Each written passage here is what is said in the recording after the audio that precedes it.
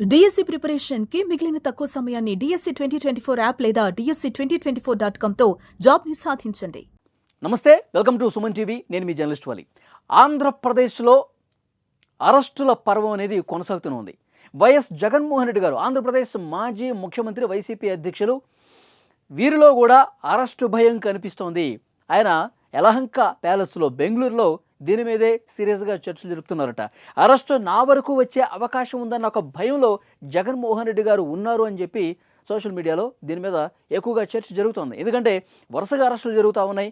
మద్యం కేసుకు సంబంధించి పెద్ద ఎత్తున స్కామ్ జరిగింది. వేల కోట్ల రూపాయలు ఆంధ్రప్రదేశ్ ప్రభుత్వ ఖజానాను కొల్లగొట్టేసి తమ జేబులు నింపేసుకున్నారని చెప్పి ఎప్పుడైతే ఈ స్కామ్ బయటకు వచ్చిందో వరుసగా అరెస్టులు జరుగుతున్నాయి.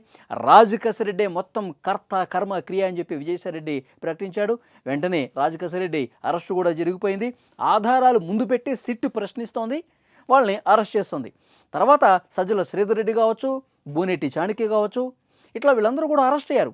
జగన్మోహన్ రెడ్డి గారికి అత్యంత సన్నిహితంగా ఉన్నవాళ్ళు, సీఎంఓ ఆఫీసులో ఉన్నవాళ్ళు, జగన్మోహన్ రెడ్డి గారికి కార్యదర్శిగా పనిచేసినటువంటి ధనంజయ రెడ్డి కావచ్చు, తర్వాత అత్యంత ముఖ్యులు జగన్మోహన్ రెడ్డి గారికి ఓఎస్డీగా పనిచేసినటువంటి కృష్ణమోహన్ రెడ్డి, అలాగే భారతీ సిమెంట్స్లో పూర్తికాలపు డైరెక్టర్గా చేసిన గోవిందప్ప బాలాజీ, వీళ్ళు చాలా సన్నిహితంగా జగన్మోహన్ రెడ్డి గారికి, భారతీ గారికి సన్నిహితంగా ఉంటారు.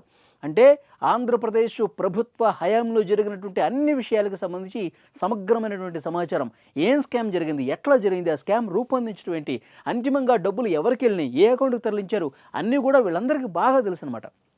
అందుకే వీళ్ళు అరెస్ట్ ఎక్కడైపోతామని చెప్పి ముందుగానే హైకోర్టుకి, సుప్రీంకోర్టుకి వెళ్ళారు.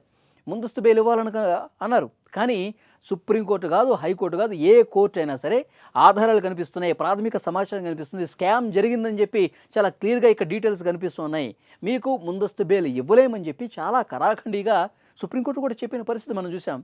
వెంటనే ఇక విచారణకు హాజరుగాక తప్పలేదు. విచారణకు హాజరయ్యారు. ఆధారాలు ముందు పెట్టి ప్రశ్నిస్తే అరెస్ట్ జరిగిపోయింది. ఇక అందరూ అరెస్టులు జరిగిపోతున్నాయి.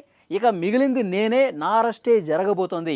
నేను అరెస్ట్ అయితే నెక్స్ట్ పరిస్థితి ఏంటి, పార్టీని ఎవరు చూసుకోవాలి, పార్టీకి ఎవరు ముందుకు నడిపించాలి.